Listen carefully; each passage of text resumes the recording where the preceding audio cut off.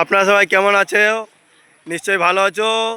তো তোমরা সবাই দেখতে পাচ্ছ আমাদের গ্রামে বন্যা এসেছে, চারিদিকে বন্যা। এই বন্যাটা মাত্র কিছুক্ষণ হলো আসা, মোটামুটি 20 মিনিট হবে এটা দরকার পানি।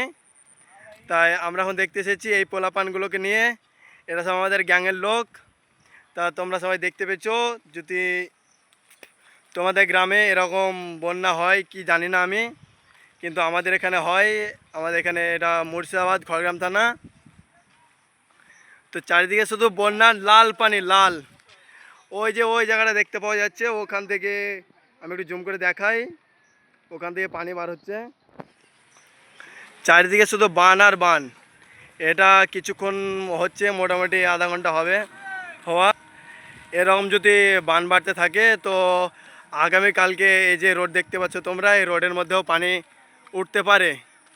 তো যদি রোডে পানি উঠে তো নিশ্চয় আমি আবার ভিডিও বানাবো এবং আপলোড করব। তো যদি তোমাদের গ্রামে বান এসে থাকে তো কমেন্ট করে জানাবে, এবং ভিডিওটাতে একটা লাইক, একটা সাবস্ক্রাইব করে দেবে। থ্যাংক ইউ, ধন্যবাদ।